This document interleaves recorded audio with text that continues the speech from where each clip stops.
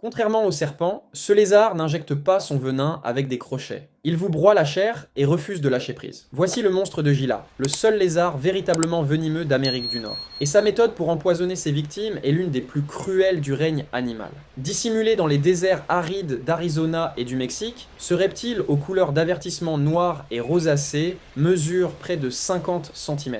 À première vue, il semble lent, presque lourd, mais ne vous y trompez pas. Lorsqu'il se sent menacé, sa frappe est d'une rapidité déconcertante. Ce qui le rend unique, ce n'est pas seulement son apparence préhistorique, c'est la façon terrifiante dont son venin fonctionne. Les serpents utilisent des crochets creux comme des seringues. Le monstre de Gila, lui, n'a pas de seringue. Son venin est produit par des glandes situées dans sa mâchoire inférieure. Lorsqu'il mord, il verrouille ses mâchoires comme un étau et commence à mâcher frénétiquement. En broyant la peau, il force sa salive toxique à s'infiltrer directement dans les plaies ouvertes. Et une fois qu'il a pris prise, il peut rester accroché pendant plusieurs minutes, injectant de plus en plus de toxines.